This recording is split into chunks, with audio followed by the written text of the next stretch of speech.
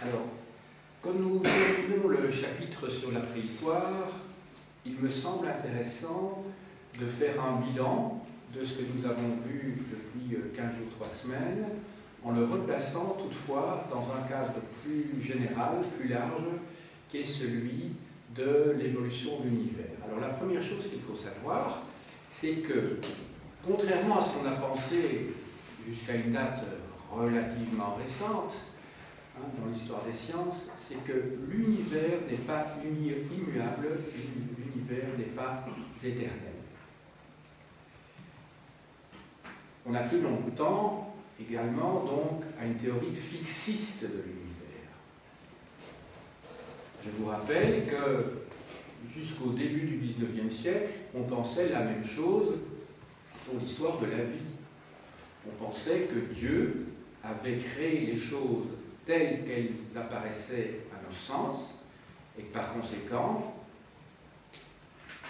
les espèces étaient fixes, elles ne pouvaient pas évoluer, et par conséquent, elles n'avaient pas d'histoire. Or, depuis 2 siècles, que ce soit dans le domaine de la biologie, ou plus récemment dans le domaine de la physique, on sait que tout évolue.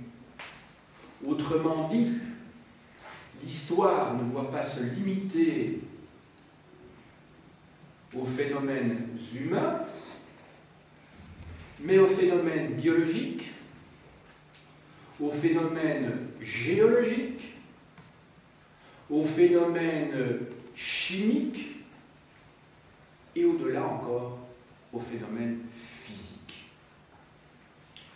En effet, lorsque vous prenez un corps humain, eh bien dans ce corps humain se trouve résumée toute l'histoire de l'univers.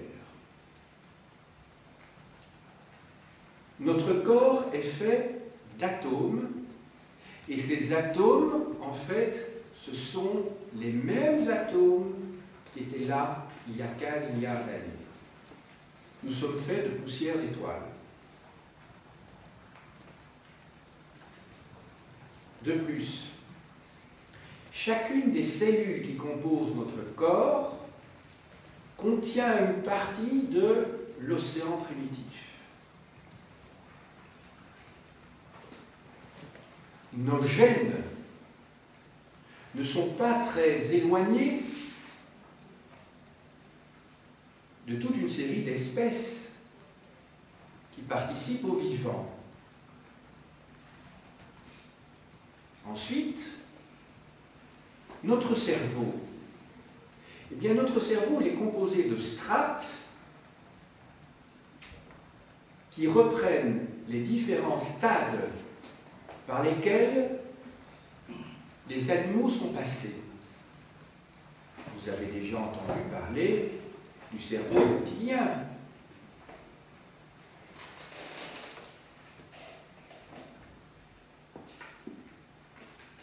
Lié à nos besoins primaires. Vous avez déjà entendu parler, ça c'est pour la couche inférieure, vous avez entendu parler du cortex, qui est la partie supérieure, et qui nous est propre.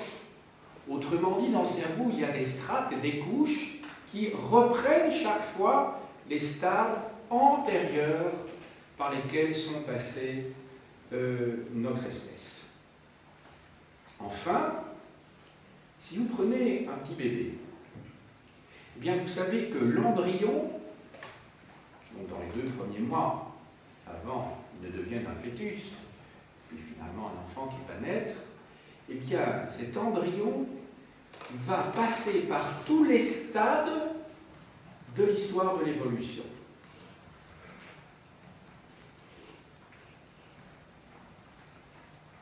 Autrement dit, on peut faire véritablement l'archéologie de l'histoire de la vie, de l'histoire de la matière, en partant de notre corps. Autrement dit, tout est histoire, et je reviens à mon point de départ de tout à l'heure. L'univers n'est pas éternel, l'univers a changé où l'univers n'est pas immuable. Ça, c'est la première chose que je voulais vous dire. Alors, il y a 15 milliards d'années, se produit un phénomène que l'on appelle le Big Bang, qui veut dire la grande explosion. Cette théorie a été conçue dans les années 1920. Un physicien belge qui était prêtre d'ailleurs a joué un grand rôle dans l'élaboration de cette théorie. C'est le chanoine Georges Lemaître, qui était professeur à l'Université catholique de Louvain.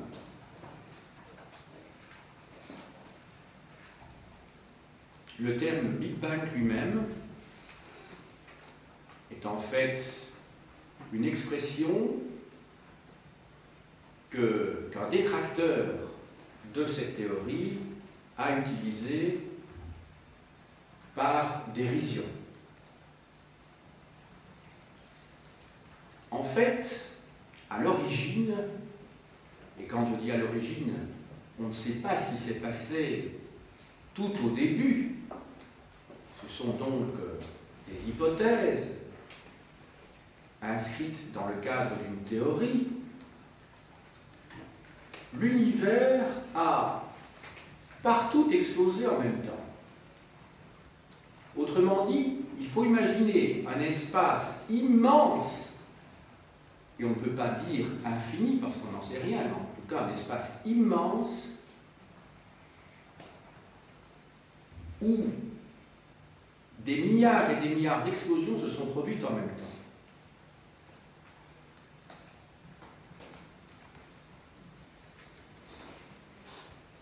On se trouve devant une sorte de chaos général, qui ne prendra que des centaines de millions d'années à prendre forme.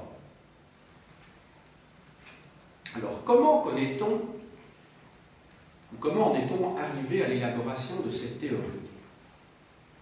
Eh bien, grâce à des antennes orientées dans toutes les directions vers l'univers, et ces antennes ont perçu, ont capté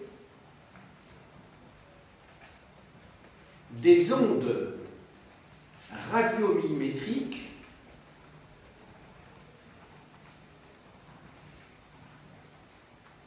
renvoyant aux premiers instants de l'univers.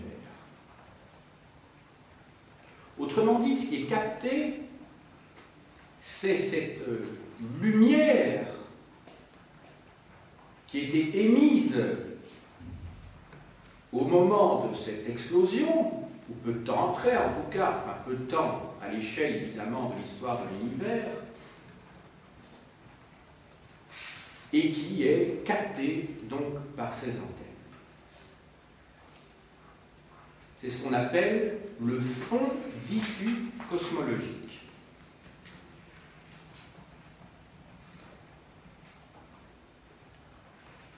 Au début des années 1930,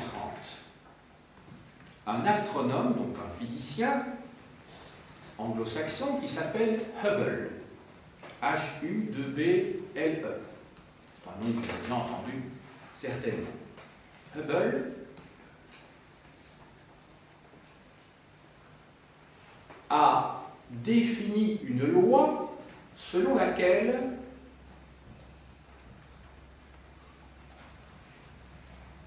l'univers est en expansion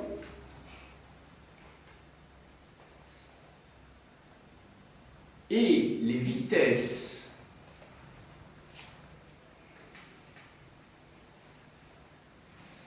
et par conséquent les distances qui séparent les différentes galaxies sont d'autant plus grandes, plutôt les vitesses sont d'autant plus grandes que les distances qui séparent ces galaxies sont grandes. Autrement dit, imaginez deux petits objets qui se séparent à cette vitesse-ci. La distance qui les sépare est faible. Vous avez des objets qui se trouvent ici. La distance est plus grande que entre les deux premiers objets. Eh bien, la vitesse avec laquelle ce A' et ce B' vont se séparer, eh bien, est proportionnelle à la distance qui les sépare quand on compare à la distance et aux vitesses des deux premiers objets A et B.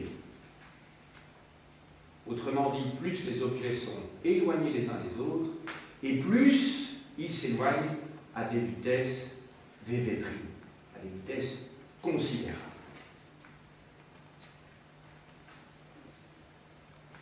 Alors, vous allez me dire, mais comment se fait-il que, puisqu'il y a eu cette explosion partout dans l'univers en même temps, comment se fait-il que la nuit soit obscure et qu'au contraire, pourquoi le ciel n'est-il pas constamment éclairé?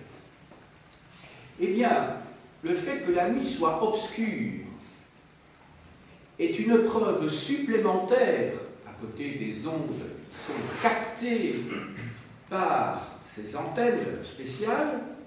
Eh bien, le fait que la nuit soit obscure est une preuve supplémentaire, justement, de la distance et de l'accélération de l'accélération de l'univers. En effet, la lumière qui nous sépare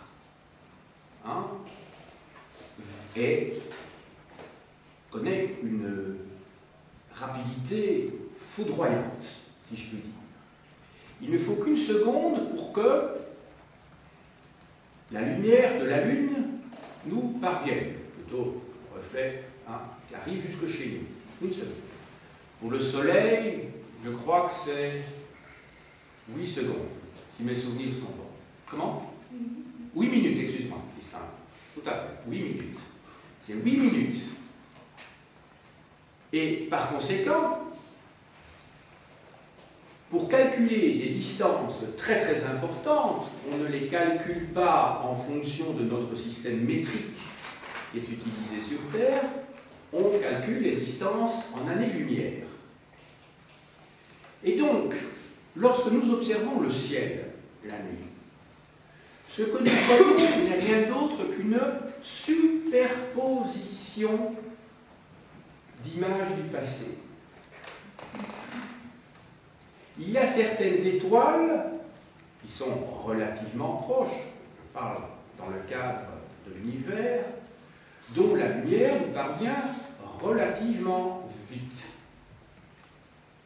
Si elles sont à telle distance, par exemple à l'année-lumière, eh bien, la lumière qui provient de ces étoiles met ce temps-là pour arriver. Des étoiles qui sont très éloignées maintenant vont mettre parfois des centaines de milliers, voire des millions d'années-lumière pour arriver jusqu'à nous. Donc, autrement dit, ce que nous voyons, c'est en fait la lumière qui a été émise il y a un temps extrêmement long pour ces étoiles-là. Et plusieurs de ces étoiles, même de très nombreuses de ces étoiles, ont disparu depuis lors. Donc quand nous voyons le ciel, la nuit, ce n'est pas le ciel au présent que nous voyons, c'est en fait une superposition d'images du passé. Ce que nous croyons voir, ce ne sont donc pas des étoiles qui vivent en même temps. Il y en a certains qui vivent en même temps, il y en a d'autres qui ont disparu depuis bien longtemps, et c'est une preuve supplémentaire donc de l'expansion de l'univers. Alors, on va passer maintenant à l'organisation de la matière. Donc, dans un premier temps, je vous ai parlé du Big Bang, auquel succède ce chaos. L'organisation de la matière. Alors, il y a plusieurs phases à distinguer. Dans un premier temps, vous avez des particules que l'on appelle élémentaires. Alors on les appelle comme cela parce que pour l'instant, on croit que l'on ne peut pas les décomposer davantage. Mais c'est évidemment une considération qui est liée au stade actuel de nos connaissances. Vous savez que dans le domaine de la science, les progrès ont été fulgurants depuis un siècle et on peut supposer qu'ils continueront à l'être dans les prochaines décennies.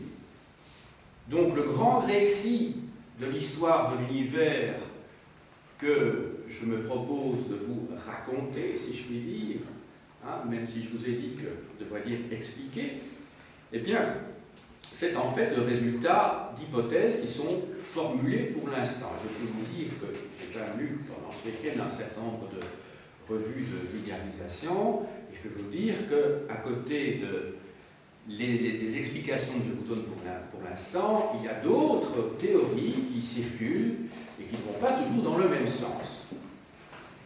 Alors, il y a donc ces particules élémentaires dans un premier temps. Ensuite, ce qui se met en place, ce sont 4 forces. 4 forces qui existent depuis les origines de l'univers, autant qu'on sache. Et ces 4 forces vont permettre d'assembler les atomes, les particules d'abord, les atomes, les molécules et enfin les corps célestes, comme les étoiles et les planètes. Alors, ces 4 forces sont, tout d'abord, la force nucléique, ou nucléaire, excusez-moi, la force nucléaire. Ensuite, deuxième force, la force électromagnétique. La troisième force, c'est la force de gravitation. Et la quatrième force, c'est la force faible. Alors, sur quoi agissent-elles ces 4 forces? Je commence tout d'abord par la force nucléaire. La force nucléaire, c'est celle qui permet de souder les noyaux atomiques.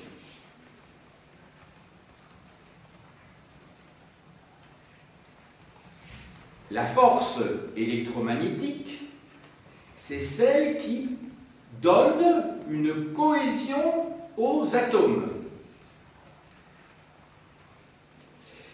La force gravitationnelle, la force de gravitation, c'est celle qui organise les corps célestes. Je vous renvoie à Newton et à sa découverte de cette loi universelle dans les années 1680 en Angleterre. Et enfin, la force faible, qui nous intéresse moins ici, et qui concerne des particules que l'on appelle les neutrinos. Les neutrinos. Alors, ces forces ne peuvent rentrer en action qu'à partir du moment où l'univers se refroidit.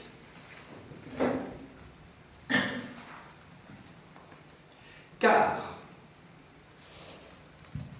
à de très très hautes températures, je veux dire des milliards de degrés, c'était la température au moment du Big Bang, eh bien, ces forces ne peuvent pas agir, car la chaleur sépare toutes ces particules et ne permet pas l'organisation de la matière. Pensez tout simplement à un exemple très simple que vous connaissez bien sûr, c'est le problème de l'eau. L'eau, si elle est soumise à des températures élevées, va se transformer en vapeur. Alors qu'est-ce que c'est que la vapeur? C'est qu'à un moment donné, vous avez ce mouvement très rapide qui fait que les atomes ne parviennent pas à s'accrocher entre eux, si je puis dire, et à former des molécules. Quand on a de l'eau liquide, déjà, il y a une forme assez évidente d'organisation. car sinon on n'aurait pas un liquide. Et alors l'organisation la plus complète est celle de la glace, puisque là, il y a vraiment solidification. Vous connaissez ces trois états, évidemment, liés à la température, solide, liquide et état gazeux pour les corps. Donc il a fallu que l'univers se refroidisse pour que toutes ces forces puissent entrer en action, et je vous dis, ces quatre forces, elles existent depuis les origines de l'univers, et puissent organiser la matière. Quand il fait trop chaud, la matière ne peut pas s'organiser. Quand il fait trop chaud, je parle de milliards de degrés, bien entendu. Alors, cette force de gravité va permettre la formation de grumeaux. Et ces grumeaux, vous avez déjà vu des grumeaux, je ne sais pas moi, dans du lait que l'on est en train de faire chauffer, par exemple, eh bien, ces grumeaux sont à l'origine des galaxies. Alors, quand tout ceci est en train de se former, on se trouve à 1 milliard d'années après le Big Bang. Donc le Big Bang, on peut le situer à 15 milliards d'années. L'organisation de la matière, les débuts de l'organisation de la matière, on situe vers 14 milliards d'années. Et c'est donc entre 14 milliards d'années et les milliards d'années qui suivent que se forment les galaxies. Il y en a une qui nous intéresse plus particulièrement, c'est notre galaxie, qui naît il y a 12 milliards d'années. Et cette galaxie, c'est la Voie lactée. On l'appelle comme ça, évidemment, parce que c'est une sorte de traînée blanche que l'on observe lorsque l'on regarde le ciel. Alors, quand je dis traînée blanche, en fait, cette traînée, c'est rien d'autre que des milliards d'étoiles. Entendons-nous bien. On a calculé qu'il y aurait 10 milliards au moins de galaxies dans l'univers, chacune de ces galaxies comprenant plusieurs centaines de milliards d'étoiles. Alors chacune de ces étoiles, c'est un soleil. C'est un soleil. Notre soleil n'est rien d'autre qu'une étoile parmi des centaines de milliards d'autres. Alors, les premières étoiles vont connaître une augmentation considérable de leur température, qui va effectivement être tellement importante que ces étoiles vont se contracter sur elles-mêmes par l'effet de la gravitation. Ou plus exactement, c'est le contraire. Je me suis mal exprimé. C'est plutôt la gravitation qui conduit à l'augmentation des températures. C'est le contraire, excusez-moi, je répète. Donc, c'est la gravitation, la force de gravitation qui fait que ces étoiles se contractent sur elles-mêmes, ce qui produit donc un réchauffement considérable. Ce qui va amener à la combinaison et à la fabrication de carbone et d'oxygène. Notre Soleil naît il y a 4 milliards et demi d'années. 4 milliards et demi d'années. Les planètes qui constituent le système solaire naissent en même temps. Il y a donc 4 milliards et demi d'années. Donc ce sont des phénomènes qui, dans la très longue durée, fait qu'ils sont relativement contemporains. Alors, parmi ces planètes, on trouve bien sûr celle sur laquelle nous nous trouvons, la Terre.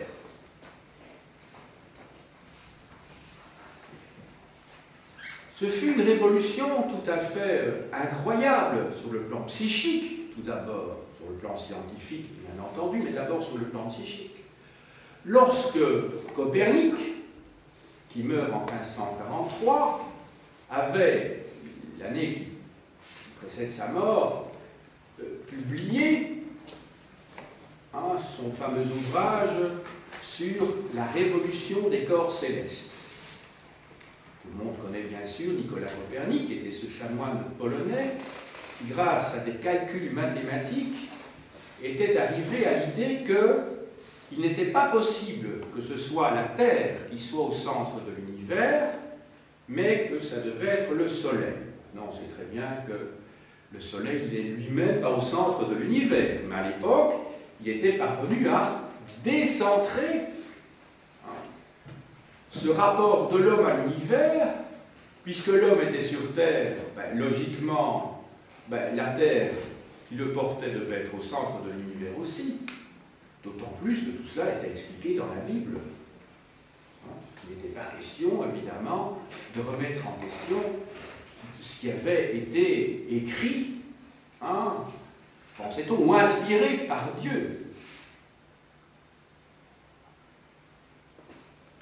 Alors, c'est seulement au début du XVIIe siècle, avec Galilée, qui publie en 1616 le Messager des astres, le Nuncius Sidereus, et puis en 1632, lorsqu'il va comparer le système de Ptolémée, qui est un astronome qui vivait à cheval sur le 1er et le 2e siècle de notre ère, avec d'autre part le système de Copernic, que tout cela va être établi, d'autant plus qu'il a pu procéder à des observations supplémentaires et qu'il dispose d'un outil dont ne disposait pas Copernic, qui est la fameuse lunette, un télescope.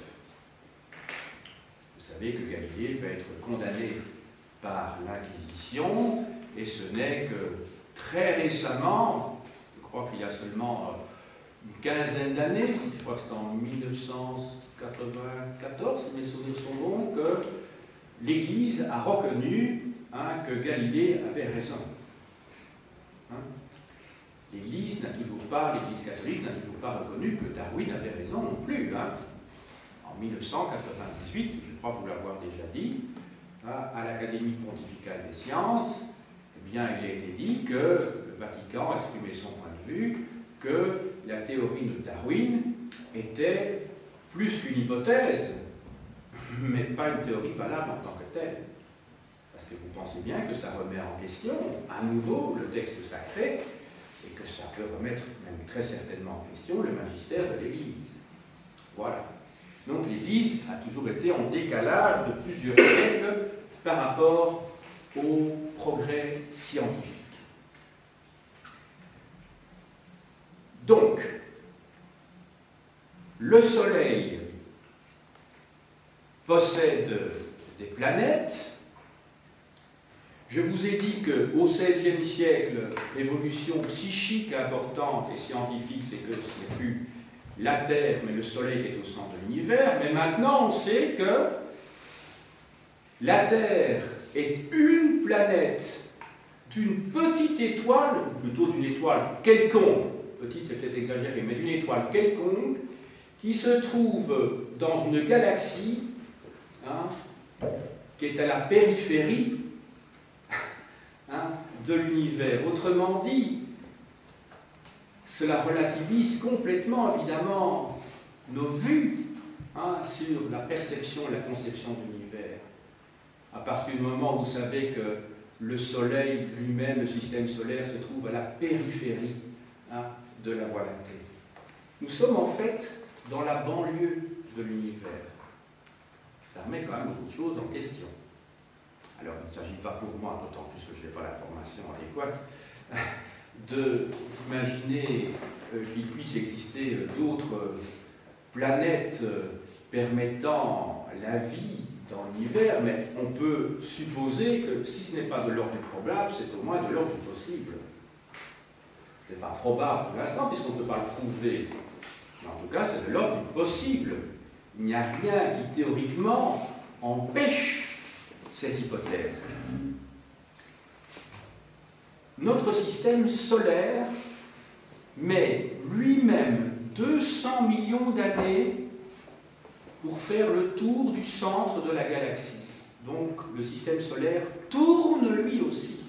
Ce ne sont pas seulement les planètes qui tournent autour du Soleil, c'est le système solaire qui, lui aussi, tourne et met 200 millions d'années pour faire le tour du centre de la galaxie. De nouveau, ça relativise les choses. Galilée n'était pas arrivé à cette conclusion-là, parce qu'il a été condamné par l'Inquisition, on lui a demandé de s'humilier, de se mettre à genoux et de renoncer à son idée selon laquelle c'était le système héliocentrique et non pas géocentrique qui primait, qui avait une valeur scientifique. Et vous connaissez peut-être le mot qu'il a sorti, dit-on, il aurait soufflé à ce moment-là, je renonce, et il aurait soufflé à ce moment-là, et pourtant elle tourne, et pour si muove, en italien, et pourtant elle tourne la Terre. Oui, la Terre, c'est bien ça. Donc vous voyez que on a largement, non seulement prouvé ce que Galilée disait, mais qu'en plus de ça, on est encore allé plus loin, puisque maintenant on sait que le système solaire tourne lui-même autour du centre de la galaxie. Et ça, ce sont les théories de Newton. Je vous ai dit, le dernier cas du XVIIe siècle en Angleterre, qui ont permis cette fameuse loi de mesurer cette constante de la gravitation universelle, et c'est cette force gravitationnelle qui explique que les planètes ne tombent pas sur le Soleil, puisque vous avez, que ce soit pour le Soleil ou que ce soit pour les planètes, vous avez de part et d'autre des forces gravitationnelles qui empêchent que les planètes ne tombent sur le Soleil et que le Soleil lui-même ne tombe pas dans le centre de la galaxie. Donc vous avez des forces d'attirance et de répulsion, si vous voulez, enfin, c'est plutôt d'attirance, mais qui se repoussent. Le tout, c'est de calculer, évidemment, les forces gravitationnelles de part et d'autre pour savoir où l'orbite de la planète va se situer. Alors, la Terre a une caractéristique, c'est que c'est la seule planète connue à avoir de l'eau liquide. Il y a en effet des planètes qui ont de l'eau sous la forme de glace. Je crois que c'est le cas des satellites de Jupiter, sauf erreur de ma part. Et l'eau existe aussi, si vous rapprochez du Soleil, il y a de la vapeur d'eau sur Vénus, dans l'atmosphère de Vénus. Donc, l'eau n'est pas un phénomène qui est propre à notre planète. Par contre, ce qui est propre à notre planète, dans l'état actuel de nos connaissances, c'est la présence d'une eau liquide. Voilà. Et ceci va avoir évidemment des conséquences essentielles pour l'apparition de la vie. Alors, comment maintenant on passe au point suivant, à ce chapitre qui concerne la vie? Or, 3 points vont être envisagés successivement. Tout d'abord, il y aura un premier point qui va porter sur ce qu'on appelle souvent la soupe primitive de la vie. Ensuite, l'organisation de la vie. Et enfin, l'explosion, la naissance et l'explosion des espèces. Alors, je commence tout d'abord avec cette soupe primitive, à l'origine de la vie. La grosse question qui se pose, c'est de savoir comment on est passé de l'inerte au vivant. On dit, quand vous voyez une pierre et d'autre part vous voyez un insecte, la pierre, elle ne bouge pas, elle ne possède pas de vie, tandis que l'insecte, lui, il se meut, il se nourrit, bon, il a une vie. La grosse question, a été de savoir, et reste de savoir, comment tout ça s'est passé.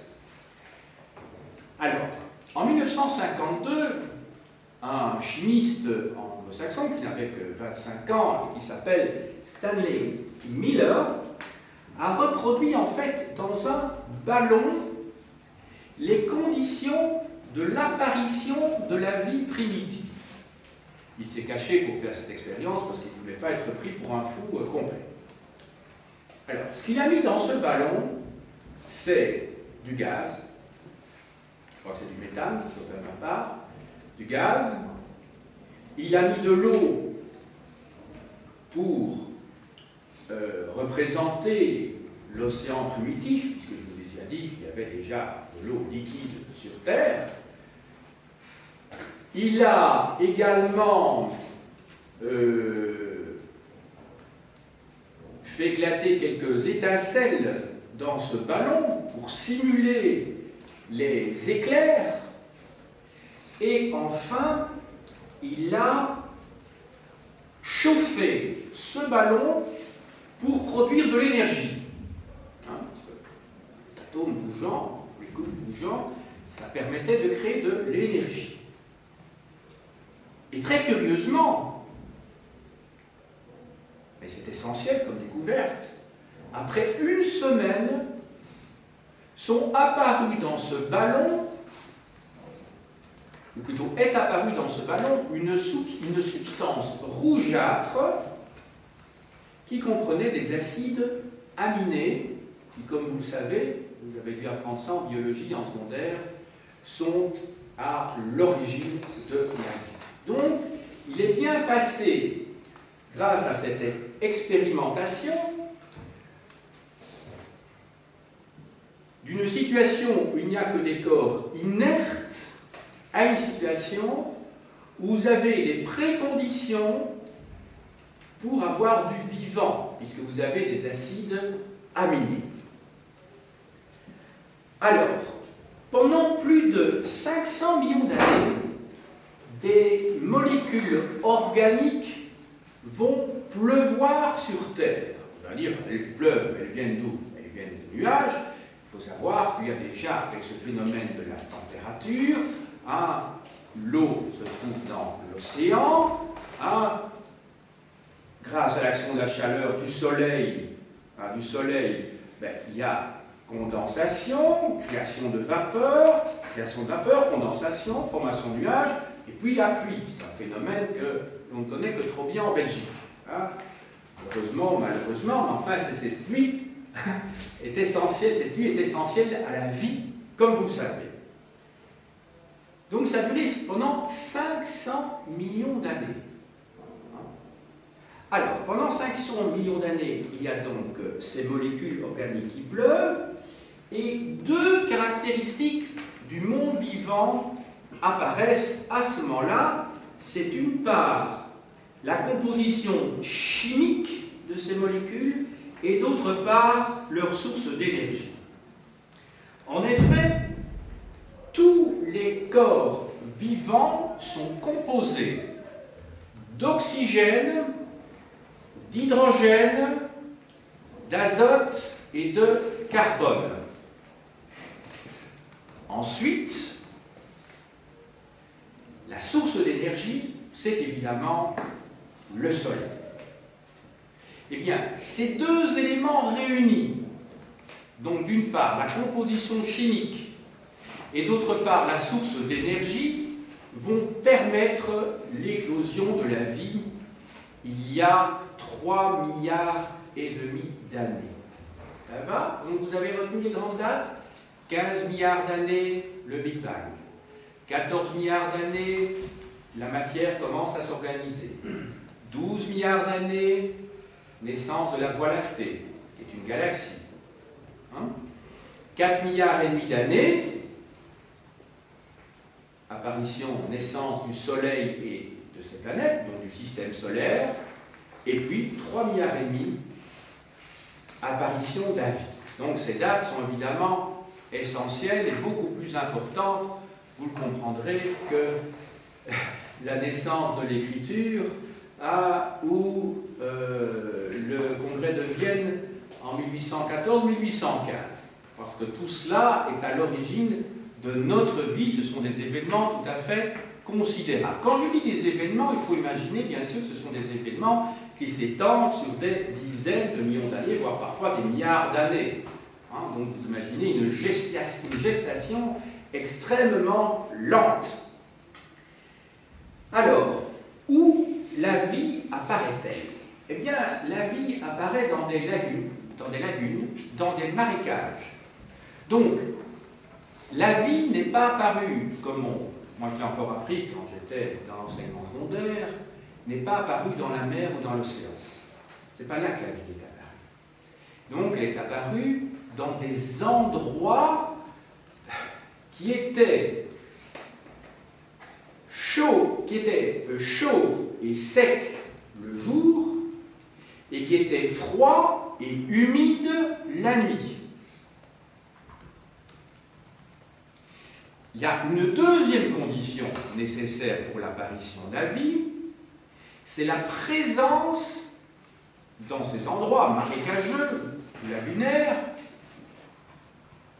de quartz et d'argile qui ont emprisonné ces chaînes, ces successions de chaînes moléculaires et qui ont permis à celles-ci de se développer, de se diversifier. Alors, l'association de ces molécules va permettre la formation de quelque chose qui est très important, évidemment, c'est la formation de l'ADN. Vous savez que l'ADN, c'est ce qui contient l'information génétique.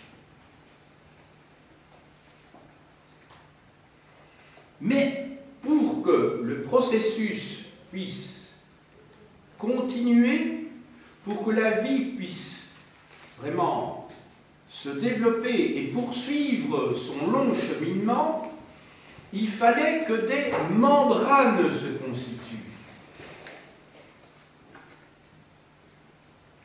Et ces membranes autour de ces molécules, de ces ensembles moléculaires,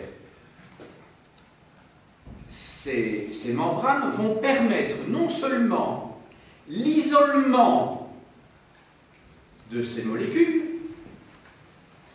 mais vont également conduire à des combinaisons chimiques à l'intérieur de ce qu'on peut appeler des gouttes, puisque ce sont des molécules qui sont prises dans des membranes, donc les membranes ont joué un rôle effectivement essentiel, et forment donc des gouttes.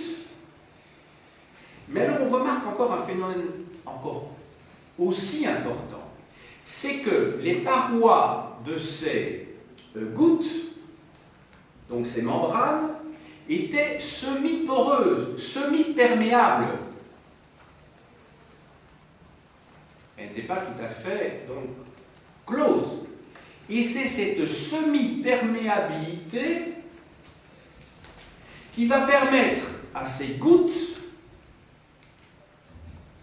de, j'allais dire, de rendre prisonnières des molécules qui se sont rapprochées de ces gouttes en les enfermant. Un petit peu, pour vous donner un exemple, si depuis quelque temps on a rejoué ou plutôt rediffusé une série que moi je voyais quand j'étais enfant qui s'appelle Le Prisonnier. Ça vous dit peut-être quelque chose. Eh bien, vous voyez dans cette série, à certains moments, des grosses bulles blanches comme ça, qui viennent phagocyter, manger, les gens qui veulent s'échapper de, comment ça s'appelle, du village, puisque c'est là, c'est comme ça que ça s'appelle. Eh bien, vous pouvez imaginer que ces premières gouttes, ça veut dire que les molécules qui se rapprochent, comme la paroi est semi-perméable, eh bien, elles vont, j'allais dire phagocyter, c'est pas le mot précis d'un point de vue biologique, bien sûr, mais elles vont les prendre, les capter, et ça va permettre un cocktail chimique de plus en plus multiple et intéressant à l'intérieur de ces gouttes. Ça va? Et progressivement, on va passer de ce petit univers moléculaire qui se trouve dans ces gouttes à ce que l'on va appeler la cellule. Retenez bien d'ailleurs que le mot cellule, c'est un mot qui n'a pas été choisi par hasard. En français, quand on pense à une cellule, c'est une prison. Et donc les cellules, ce sont des petites prisons. Hein. Ce sont des petites prisons qui prennent à l'extérieur, mais qui ne rejettent pas de l'intérieur vers l'extérieur. C'est pour ça que ça me fait penser un peu à ce personnage-là, qui s'appelle Henri Roule, je crois. C'est l'acteur qui s'appelle Henri Roule, qui joue justement dans la série Le Prisonnier. Alors, ce qui est particulièrement intéressant aussi, c'est que certaines de ces gouttes vont donc pouvoir se reproduire. Elles vont pouvoir se reproduire. Car elles contiennent un acide que l'on appelle l'ARN, je n'ai pas dit l'ADN, j'ai bien dit l'ARN, qui peut s'auto-reproduire et qui va former l'ADN. Et l'ADN permet un dialogue chimique entre deux types de chaînes moléculaires que l'on appelle d'une part les protéines et d'autre part l'ADN proprement dit. Et vous allez avoir l'apparition des gènes.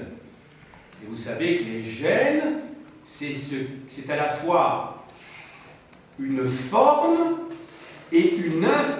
Les gènes sont une forme qui contiennent l'information contenant le patrimoine génétique.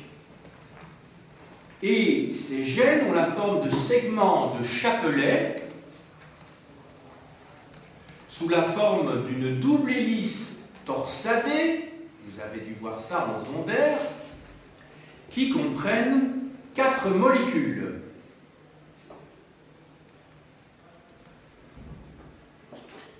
Alors, ce qui est intéressant, c'est que, pour certains biologistes ou paléobiologistes, la vie a explosé véritablement, un peu comme le Big Bang, si je peux dire, c'est la deuxième grande révolution dans l'histoire de l'univers, en quelques dizaines, voire quelques centaines d'années. À partir de ce moment-là, il va y avoir de la vie va se répandre un petit peu partout sur Terre. Un phénomène vraiment révolutionnaire, pourrait-on dire, mais pas révolutionnaire au sens astronomique, puisque vous savez qu'au sens astronomique, une révolution, c'est la durée qu'un corps céleste met pour faire le tour d'un autre corps.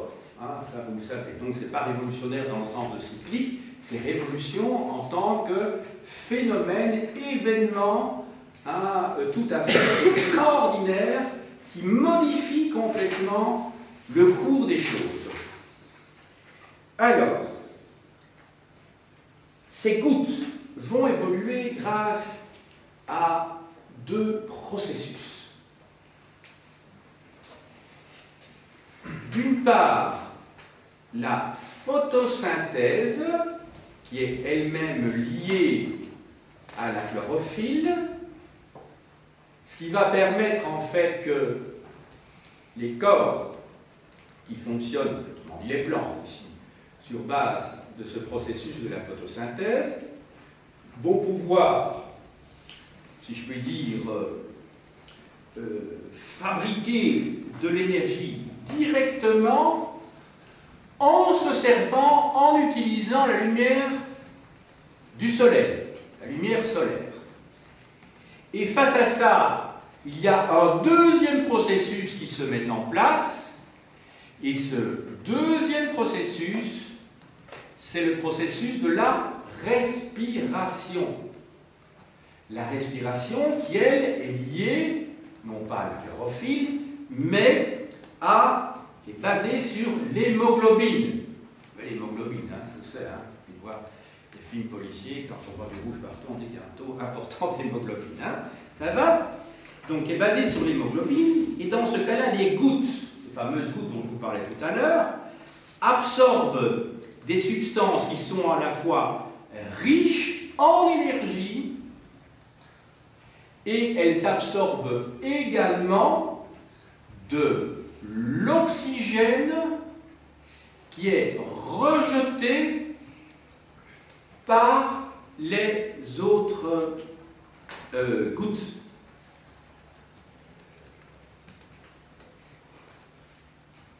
Donc vous voyez que tout cela résulte d'un processus extrêmement long.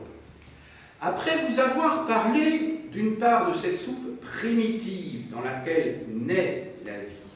Vous vous souvenez, cette soupe primitive, ben, ce sont ces marécages, ces lagunes, hein, dans lesquelles vous avez, comme je l'ai dit, du quartz et de l'argile qui vont emprisonner, hein, ces chaînes moléculaires, qui va permettre la formation de ces gouttes qui ont une membrane, hein, et puis, grâce à l'ADN, elles vont pouvoir se reproduire.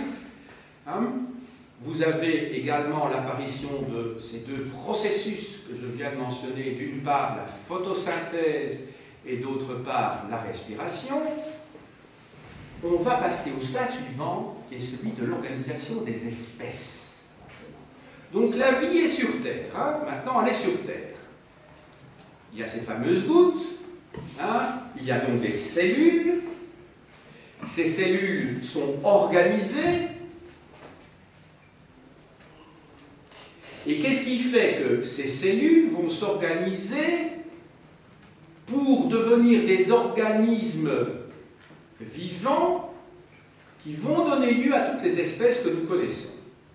Alors, quels sont les premiers corps, organismes pluricellulaires? C'est-à-dire, hein, quand on n'est plus devant ces gouttes primitives qui sont devenues des cellules, hein, à la suite de ce cocktail interne qu'elles ont généré, à la suite de multiples réactions chimiques, et que maintenant vous allez avoir des cellules qui vont se mettre ensemble pour former des organismes. Alors, quels sont ces premiers organismes pluricellulaires?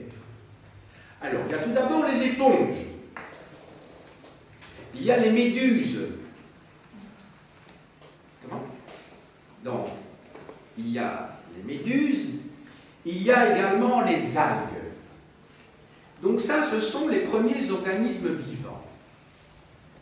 Et ces premiers organismes vivants sont à l'origine de trois grandes branches du vivant, c'est-à-dire de trois types, les trois grandes catégories d'espèces, que sont, d'une part, première branche, les champignons, les plantes à fleurs, les mousses et les fougères.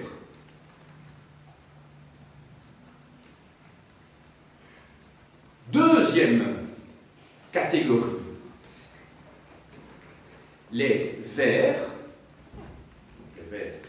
dans l'eau, les vers de terre, hein, les vers, S au pluriel, les vers, les crustacés, les arachnides, la famille des araignées, et les insectes.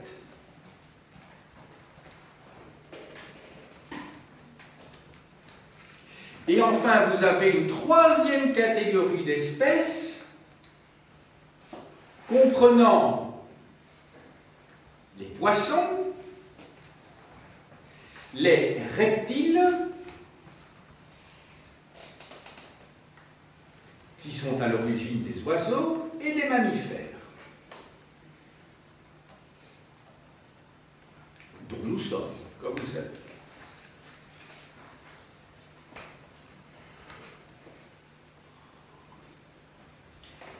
Alors, à cette époque-là, vont apparaître également deux phénomènes qui sont consubstantiellement liés, c'est-à-dire la sexualité et la mort. Vous savez que les protozoaires se multiplient simplement par division, hein, de cellules. La sexualité est à nouveau une grande révolution dans l'histoire de la vie. Certains théoriciens considèrent même que la sexualité est liée au cannibalisme. Autrement dit, ce sont des organismes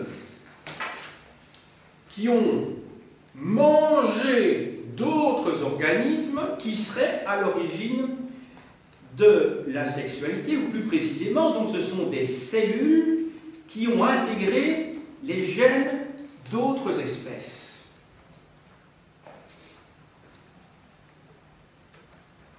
Je vous ai dit que la sexualité est intimement liée à la vie. Elle permet surtout sa diversité, car à partir de deux, vous faites un être nouveau. Tandis que dans le système primitif, où vous avez simplement une cellule qui se divise, qui se duplique, et puis ensuite, de 2, vous passez à 4, de 4 à 8, de 8 à 16, de 16 à 32, de 32 à 64, de 64 à 128, etc., etc., etc. Donc, on ne fait que produire du même dans ce système où il n'y a pas de sexualité.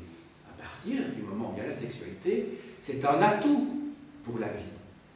C'est que vous allez pouvoir avoir donc de la diversité. Alors, étroitement lié à la sexualité, c'est le phénomène de la mort. Alors pourquoi la mort est-elle nécessaire, voire indispensable? Parce qu'elle va remettre dans le circuit les atomes qui composaient les organismes et dont le nombre n'a pas changé depuis les origines de l'univers.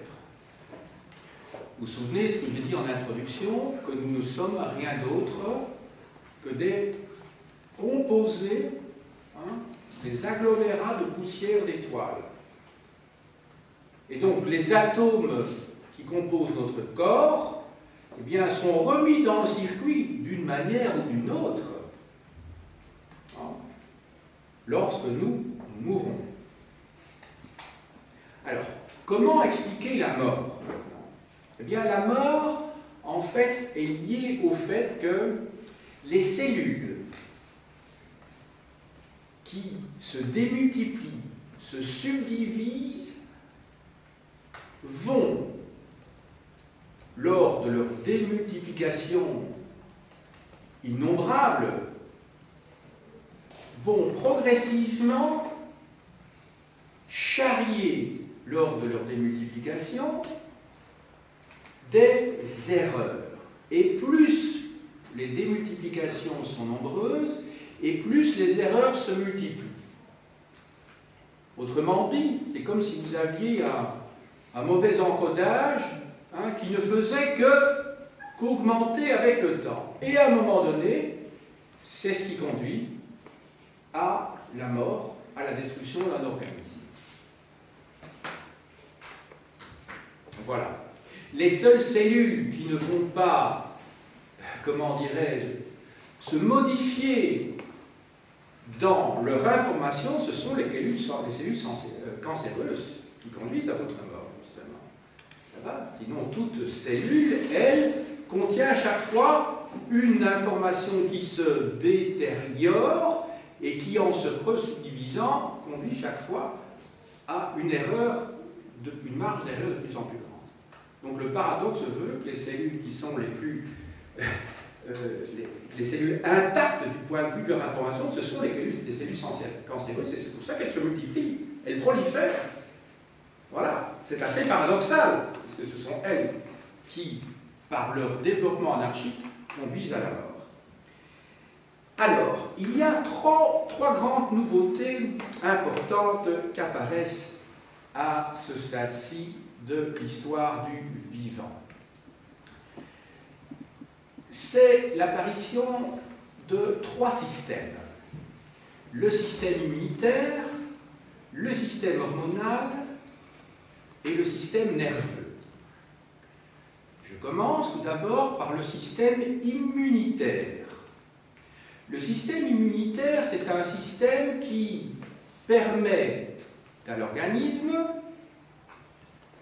de se protéger des parasites et des virus.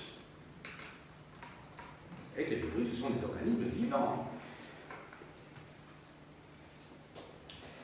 Ensuite, vous avez le système hormonal qui participe de la reproduction. Et enfin, vous avez le système nerveux qui, lui, permet la communication interne à l'organisme. Ces trois systèmes sont nécessaires à la poursuite de l'aventure de la vie. Alors, il y a 305 millions d'années, un nouvel événement important surgit. C'est qu'une météorite, dont le diamètre est de 5 km, va tomber dans le golfe du Mexique, à proximité de la presqu'île du Yucatan, et cet événement va avoir des répercussions considérables. Il va avoir des répercussions tellement considérables, c'est que, à l'autre bout de la planète, il a eu des répercussions. Donc aux antipodes. En tombant, ce météorite va être à l'origine d'incendies gigantesques. Il va être à l'origine d'une production de carbone énorme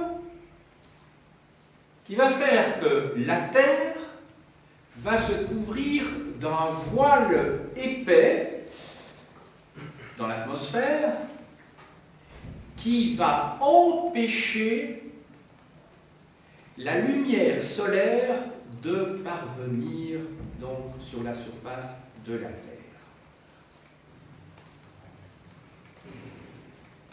Ce qui va conduire dans un premier temps à un refroidissement de la température sur Terre,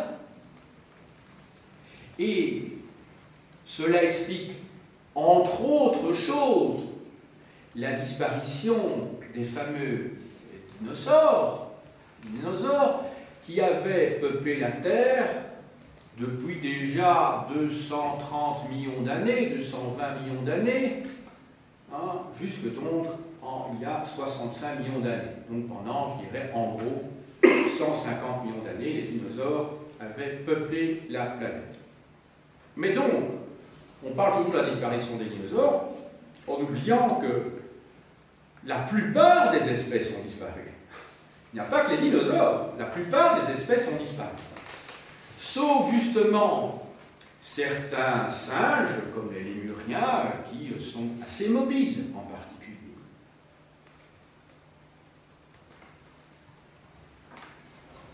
Alors, on va progresser un petit peu dans le temps et nous arrivons au troisième acte de cette longue histoire entamée avec le Big Bang. Dans un premier temps, je vous ai parlé de l'histoire de l'univers. Dans un deuxième temps, je vous ai parlé de l'histoire de la vie. Et maintenant, troisième chapitre, troisième scène, c'est celle que vous connaissez déjà et dont je vais faire la synthèse ici. C'est l'histoire de l'humanité. L'être humain résulte de la séparation de deux rameaux il y a 7 millions d'années. C'est à cette date, approximativement, 7 millions, 8 millions d'années, qu'il faut trouver la séparation, qu'il faut trouver l'ancêtre commun aux singes et aux hommes. Donc il y a 7 millions d'années. Ceci dit, les préhistoriens et les biologistes n'étaient pas tout à fait d'accord sur les dates, les uns proposant une date assez éloignée, les autres plus proches, et finalement ils sont arrivés à une sorte de compromis en disant que ça avait dû se passer il y a 7 millions d'années. Donc cette séparation entre les deux rameaux. Alors, il y a 7 millions d'années se produit un événement parlé, qui est la création d'une faille qui va s'approfondir entre l'ouest et l'est de l'Afrique, hein, à la hauteur de la vallée du Rift, qui va conduire à la création, si je puis dire, d'un véritable mur qui va séparer l'Afrique occidentale de l'Afrique orientale. En Afrique occidentale, vous allez continuer à avoir des êtres, qui sont les ancêtres des singes en fait, hein, qui eux continuent à avoir une vie arboricole, autrement dit les chimpanzés, les gorilles. Et à l'est de cette faille, de cette grande faille, vous allez avoir une vie d'un autre type qui va naître, puisque la forêt disparaît au profit de la savane et bientôt de la steppe, où l'herbe est rare. Ça conduit, vous pensez bien que cette modification de la végétation est liée à un changement climatique. La partie orientale de l'Afrique étant surélevée par rapport à la partie occidentale, vous allez donc avoir un réchauffement significatif de l'atmosphère.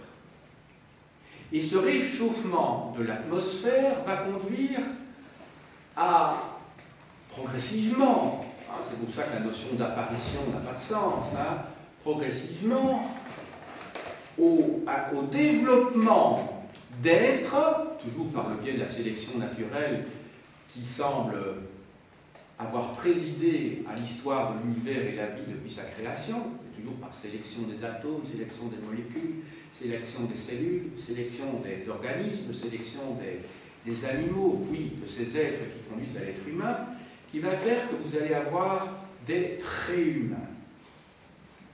Ça va ? La notion de préhumain est un petit peu gênante, parce que préhumain, ça signifie que on a déjà en tête qui va venir par la suite. Donc, je dirais, d'êtres qui vont eux-mêmes se diviser en deux branches, ceux qui vont peupler l'Afrique orientale entre 4 millions d'années et 1 million d'années, ce sont les Australopithèques, et d'autre part, d'autres Australopithèques qui sont à l'origine de l'homme, et que eux, on peut vraiment appeler les préhumains. Ça va ?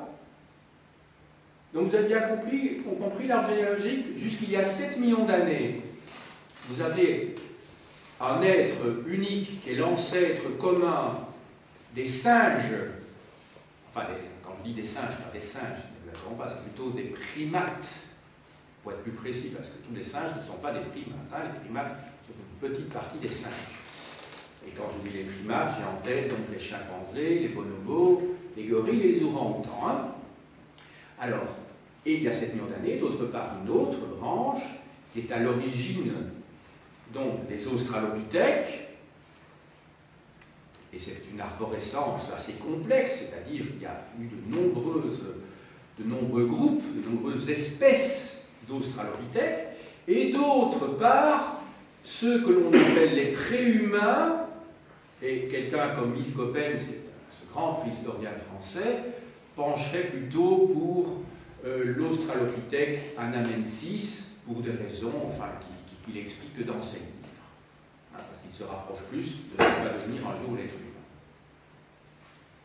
Alors à partir de ce moment-là, c'est le début de la grande aventure, de notre aventure immédiate. Je dirais immédiate, parce que qu'est-ce que c'est que quelques millions d'années, hein, à côté des 15 milliards d'années dont j'ai pu décrire l'évolution jusqu'à présent.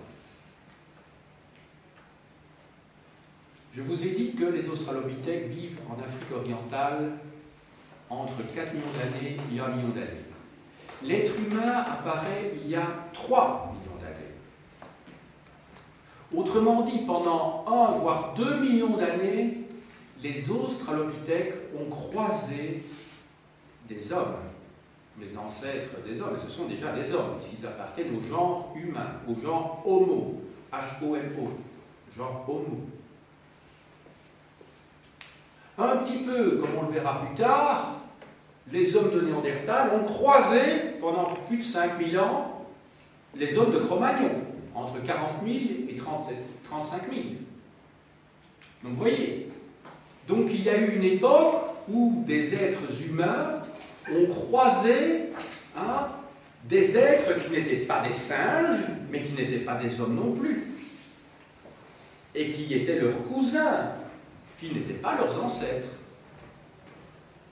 Ils ont donc disparu. Les australopithèques vont disparaître. Ceux qui ont le mieux résisté à un nouveau événement climatique essentiel, il y a 2,5 millions d'années, parce qu'il y a eu un réchauffement de l'atmosphère à nouveau et un assèchement justement de l'atmosphère, eh bien les australopithèques qui vont survivre, ce sont les australopithèques robustes, Australopithecus robustus, et l'homme, nos ancêtres, mais ce sont des hommes déjà, eux résistent aussi à ce nouveau réchauffement, et Yves Coppens explique que c'est sans doute l'origine de l'amour, parce que le réchauffement climatique et des émotions a dû rapprocher les mères de leur progéniture physiquement, et que ce serait à l'origine justement des sentiments d'affection et de la durée que ces petits êtres, ces enfants, ce sont des êtres humains, ce sont des enfants, ont dû rester près de leur mère. Il ne faut pas oublier non plus que l'être humain a cette particularité d'avoir un cerveau nettement plus développé que tous les autres animaux sur Terre. Et que c'est justement le développement du crâne qui est à l'origine justement de l'accouchement prématuré des petits hommes. Parce que le crâne étant tellement volumineux que l'accouchement, la naissance doit se faire après 9 mois. Et ce qui explique que le petit homme naît prématuré et qu'il a besoin de rester près de sa mère pendant encore plusieurs années avant de pouvoir se débrouiller. Alors que chez les autres animaux, le processus est beaucoup plus rapide, comme vous savez. Donc, c'est ce côté prématuré de l'être humain lié à la dimension de son cerveau qui était un atout, mais qui va lui permettre aussi de rester plus longtemps avec sa mère, donc d'être éduqué au point qu'à l'heure actuelle, vous savez que dans certains, il y a même un film qui a été fait à ce propos-là, à propos du phénomène Tanguy, vous connaissez peut-être ce film Tanguy, que certains restent chez leurs parents jusqu'à des âges pas possibles, près de 30 ans, avec leur maman et leur papa, ce qui évidemment est une caricature de l'évolution d'être humain. Mais en tout cas, l'être humain reste longtemps près de ses parents, et vous savez, vous en êtes la preuve vivante ici, c'est qu'avant de vous débrouiller vous-même seul dans la vie, vous devez passer près du tiers de votre existence, pratiquement, un bon quart de votre existence, sur des bancs d'école, d'abord dans des crèches, puis à l'école maternelle, l'école primaire, l'école secondaire, puis l'enseignement en seconde supérieure. C'est quand même quelque chose qui est spécifique, je dirais, au genre humain, que cette période d'apprentissage soit aussi longue. Pour les autres espèces, la période d'apprentissage est beaucoup plus courte. Et il y a séparation par rapport à la fratrie, enfin par rapport à la famille, beaucoup plus tôt. C'est ce qui permet évidemment les progrès de l'être humain et les progrès de la civilisation. Alors, qu'est-ce que je peux encore vous dire, puisqu'il s'agit ici d'une synthèse? Oui, c'est que les australopithèques, ils taillent déjà des pierres. Ils taillent déjà des pierres, mais on a pu comprendre que ce qui faisait avec ces pierres, c'était pas la découpe de viande ou le raclage des os, comme vont le faire les êtres humains, mais ce que les australopithèques font, c'est en fait se servir de ces pierres taillées pour éplucher les racines.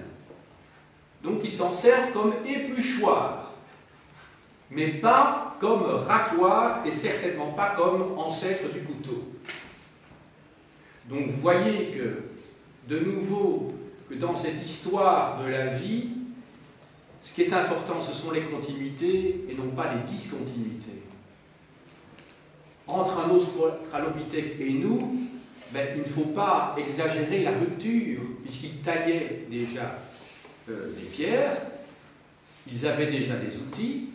Ce qui les distingue des singes, eh bien, c'est qu'ils ont des outils, mais des outils qu'eux-mêmes fabriquent à partir d'un autre outil, une autre pierre, tandis que les singes peuvent utiliser des outils. Vous savez qu'un singe, il peut, comment dirais-je, effeuiller une branche pour en faire un bâton, pour faire tomber des bananes, ou pour aller tripoter dans le terrier de je ne sais pas quel autre animal, voire, pour ces débuts de l'exploitation, ça je vous l'ai déjà dit, d'utiliser un autre singe pour monter, prendre un régime de bananes, et puis chez le camp, alors qu'il y a un singe placé tout seul. Vous avez déjà vu ça. Donc ça, c'est vraiment le début de la lutte des classes, mais le début de l'exploitation. Donc vous servez de quelqu'un d'autre, et puis vous partez avec ce que vous vouliez vous. Toujours des pigeons. Là, en l'occurrence, le pigeon, c'est un singe. Voilà. Mais ça prouve déjà une anticipation, et que l'on a un projet, évidemment qui peut être court, qui peut être d'une minute ou deux, mais en tout cas, il y a quelque chose, on sait déjà ce qu'on va faire, puis on fiche le camp avec. Je ne dis pas qu'il y a le projet de partir avec, mais en tout cas, avant, mais une fois qu'on a la banane, on s'en fiche de l'autre, ça c'est clair. Ça va? Bon, alors, qu'est-ce qui caractérise aussi l'être humain? C'est d'abord ses pieds. C'est d'abord ses pieds. Oui, ça paraît bizarre, mais ce sont ses pieds. Parce qu'à partir du moment où vous vous mettez debout, eh bien, vous allez avoir des orteils qui sont parallèles. Alors que les autres animaux n'ont pas, les singes en tout cas, n'ont pas d'orteils parallèles. Et vous regardez, vous allez au zoo pour ça, mais regardez les pattes arrière, les pattes d'un singe, les pattes arrière d'un singe, vous verrez que ce n'est pas tout à fait comme nos pieds à nous. C'est pas du tout la même chose. Mais il y a, alors vous allez dire, mais pourquoi s'est-on mis debout? Ça, c'est la vraie question. Puisque les australopithèques, à certains moments, ils sont à quatre pattes, ils ne sont pas debout. Ça dépend des moments. Par exemple, la fameuse Lucie qu'on a retrouvée dans l'est de l'Afrique, eh bien, à certains moments, elle marchait, à d'autres moments, elle était à quatre pattes, à certains moments, on a vu d'après la forme de son dos qu'elle pouvait être dans les arbres. Lucie, c'est encore une australopithèque. Ce n'est pas une femme, ce n'est pas un homme, si je puis dire. Elle est une australopithèque. Et elle n'est certainement pas notre arrière-grand-mère. Ça va? C'est peut-être une cousine lointaine, mais en tout cas, on ne descend pas de Lucie, ça c'est sûr. Alors, la station debout, ce serait lié à quoi? Pour Yves Coppel, ce serait dû justement au fait que le réchauffement climatique aurait peut-être conduit à la station debout pour éviter une surface trop importante soumise aux rayons du soleil. Et ça aurait permis justement une réduction de la transpiration peut-être debout. Puisque la surface qui connaît l'insolation est plus faible. Et ce serait à ce moment-là également que la toison, les poils, auraient disparu. Puisque la toison ne permet pas une sudation suffisante, alors que la nudité, elle permet justement une sudation beaucoup plus facile. Voilà. Alors, dans cette histoire de l'humanité, je vous ai dit, il y a d'autres éléments qui interviennent. Je vous ai parlé de l'amour tout à l'heure, il y a l'apparition aussi du langage. Savoir quand il est apparu, ça c'est... On n'a pas de preuve, évidemment, par définition, on n'a pas des enregistrements de cette époque-là, enregistrements sonores, pensez bien. Mais en revanche, l'être humain est le seul animal dont le larynx soit placé aussi bas. Et comme il est placé bas, cela permet une caisse de résonance où les cordes vocales vont pouvoir s'exprimer, si je puis dire. on va pouvoir, l'être humain va pouvoir passer à un système où il possède plusieurs voyelles, puis des consonnes également, et un langage articulé. Et ce langage articulé est à l'origine d'une grammaire et d'une syntaxe. C'est-à-dire que l'ordre dans lequel vous mettez les mots, eh bien, est essentiel pour la compréhension, la communication du message.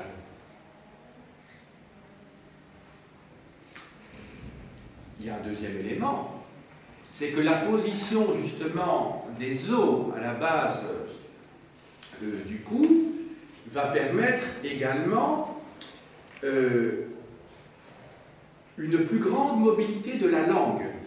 Alors quand vous combinez d'une part une caisse de résonance pour les cordes vocales avec une grande mobilité de la langue, cela va permettre justement ce langage articulé.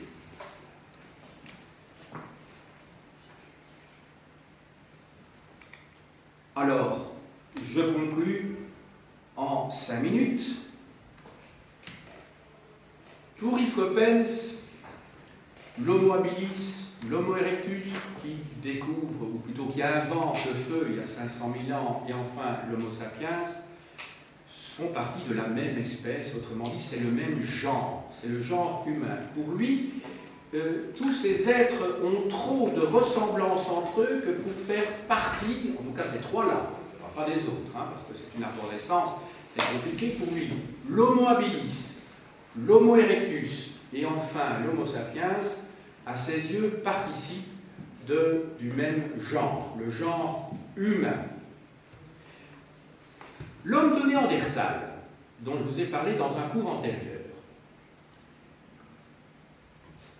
on le trouve depuis 2,5 millions d'années jusque 35 000 avant notre ère. Cet homme de Néandertal est issu, selon Yves Coppens, serait issu de l'Homo habilis.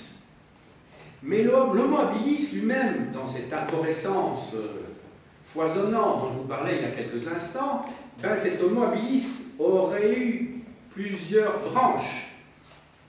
Alors, vous auriez eu, d'une part, une partie des Homo habilis qui aurait donné l'homme de Néandertal, qui serait arrivé très tôt en Europe, et d'autre part, vous auriez eu une branche d'Homo habilis qui aurait donné lieu à l'Homo erectus et enfin à l'Homo sapiens. Ce qu'il faut savoir aussi, c'est qu'il y aurait eu plusieurs vagues d'immigration sur Terre. Il y aurait eu une première vague avec l'Homo habilis venant d'Afrique orientale, qui serait arrivé en Asie et qui serait arrivé en Europe. Et puis, vous auriez une deuxième vague remontant vraisemblablement à 200 000 ans, repartant de l'Afrique également, et se disséminant sur la planète à partir du Proche-Orient. Cet homme-là, qui remonterait à 200 000 ans, serait parti d'abord vers l'Asie. Il serait arrivé via le détroit de Bering au moment des grandes glaciations, il serait arrivé en Amérique il y a 100 000 ans, en Australie il y a 60 000 ans, et en Europe seulement il y a 40 000 ans. Donc l'Europe aurait été colonisée par ces émigrants africains, Cro-Magnons, dans le cadre d'une deuxième vague, il y a seulement 40 000 ans. Alors que les hommes de Cro-Magnon, l'Homo sapiens sapiens, auraient colonisé la planète très tôt en Afrique et en Asie.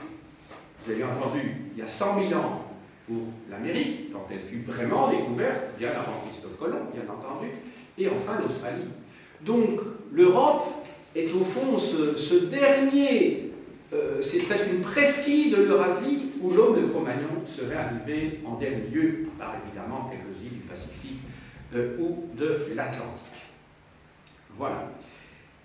Alors, cet homme de Cro-Magnon, il a une caractéristique, enfin, c'est notre ancêtre direct, c'est nous en fait, il y a 40 000 ans, c'est qu'il a de l'imagination et que cette imagination va lui permettre d'imaginer un monde après la mort.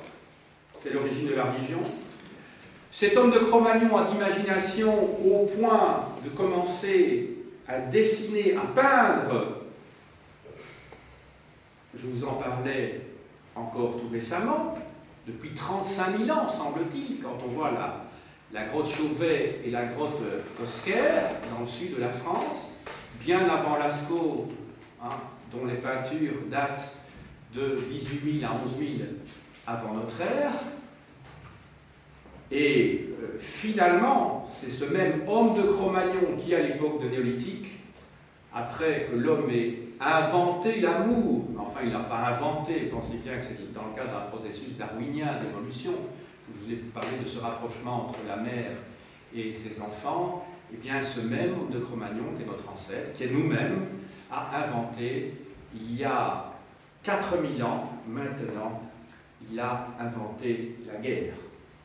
Il a inventé la guerre, puisque les premières traces de charniers, c'est-à-dire de tombes collectives, si vous voulez, tombes entre guillemets, eh bien datent d'il y a 4000 ans. Donc ça veut dire qu'il faut attendre l'époque néolithique, la fin de l'époque néolithique, pour que les hommes se fassent la guerre. Et pourquoi se font-ils la guerre?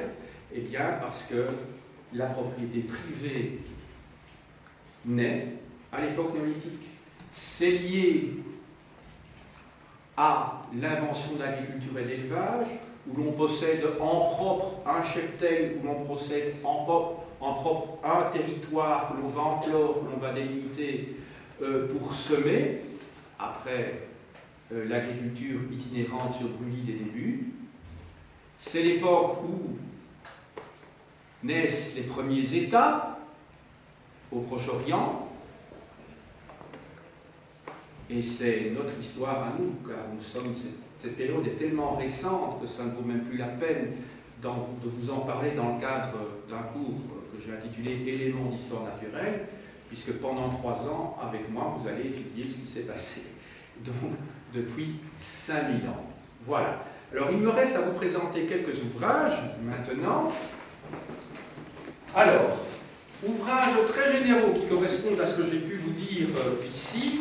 Alors, l'ouvrage le plus agréable à lire, le plus pédagogique, c'est un ouvrage dû à Hubert Reeves, à Joël Deronay et à Yves Coppens, La plus belle histoire du monde, c'est au seuil dans la collection Pointe. Ça, je vous souhaite, je vous conseille vivement d'acheter ce livre et de le lire. C'est fait par 3 éminents spécialistes, et il est question donc non seulement de l'histoire de l'univers, de l'histoire de la vie, et enfin de l'histoire de l'homme. De Claude Allègre, qui fut ministre de l'Enseignement à l'époque du gouvernement socialiste, Introduction à l'histoire naturelle, du Big Bang à la disparition de l'homme chez Fayard. Sur l'histoire de l'univers, il y a un dossier pour la science qui date d'octobre 2004 et qui s'intitule « L'histoire de l'univers ».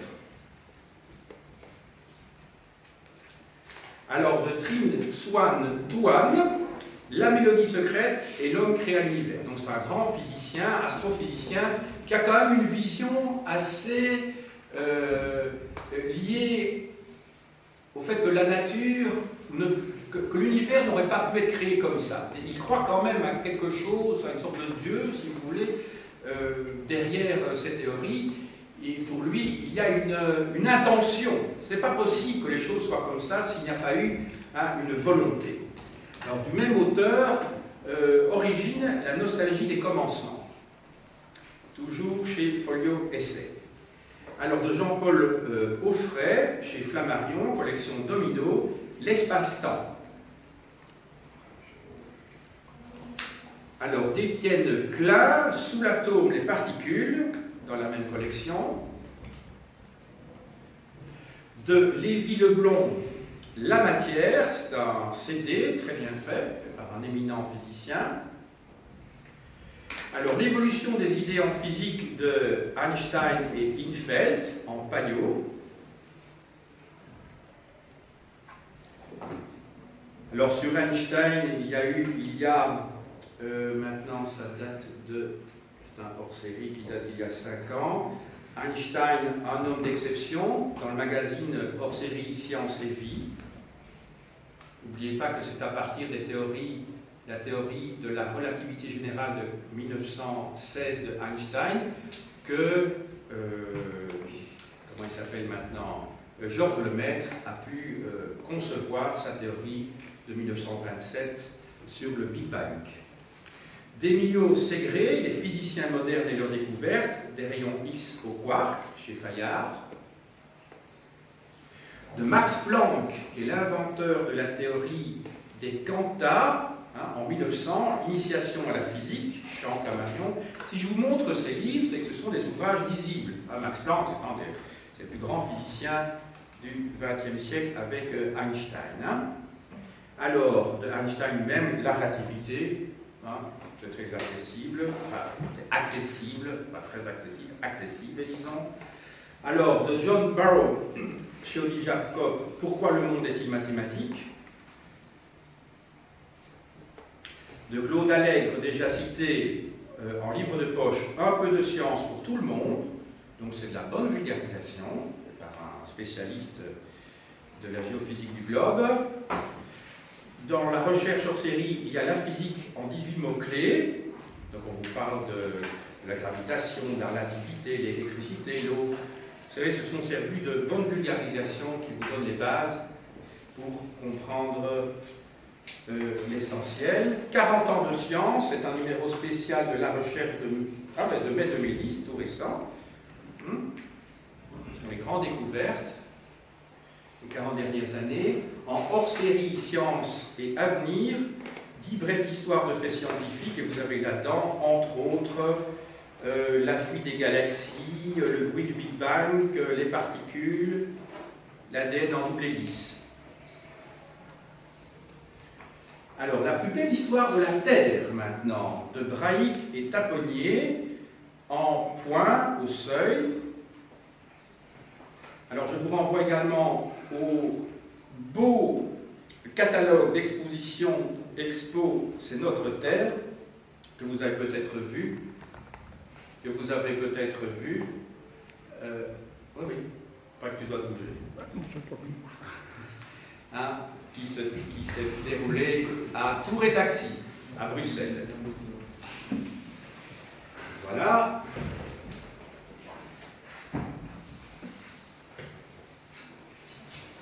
Alors, de Boris Cyrulnik, qui est très à la mode, qui est psychanalyste, de Dijard et de Pascal Pic, la plus belle histoire des animaux, dans la même série que l'autre. Alors, dans les dossiers de la recherche, mai 2005, l'histoire de la vie, les grandes étapes de l'évolution.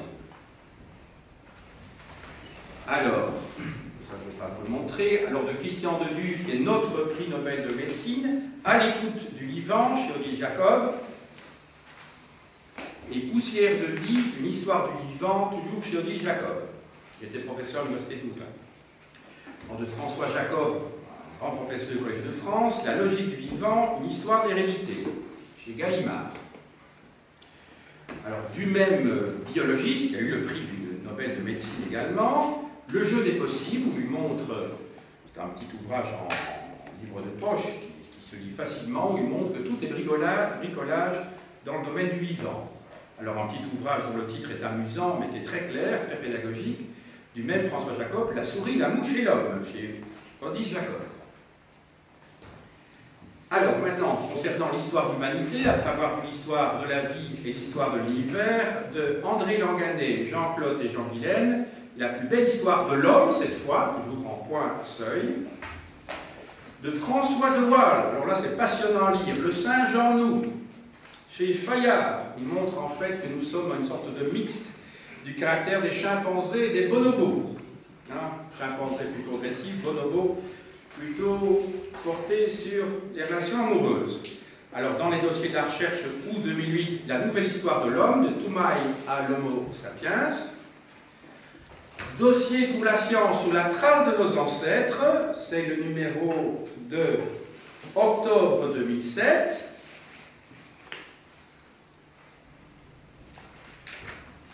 Alors, dans les grands dossiers des sciences humaines, le numéro 1, qui date de janvier 2006, l'origine des cultures, aux sources du langage, la culture animale, les gènes et la culture. Alors, d'un grand préhistorien, Teilhard de Chardin, qui était jésuite, La place de l'homme dans la nature, le groupe zoologique humain en 10-18. On sait bien qu'il sentait le souffle auprès du Vatican. Et alors, ce que je vous conseille de lire, ce sont ses lettres de voyage, parce qu'il a fait de nombreuses missions scientifiques sur la préhistoire, en Asie principalement. Je vous conseille chez François Maspero, La Découverte, ses lettres de voyage. Alors, enfin, une réflexion plus générale sur la science, la philosophie d'Ilya Prigogine, La fin des certitudes, en poche Odile Jacob, il était prix Nobel de chimie, professeur à l'Université de Bruxelles, et de Prigogine et Stengers, Isabelle Stengers, Entre le temps et l'éternité, chez Champ Flammarion, avec un tableau bien connu, Les montres molles de Salvador Dali. J'ai dit.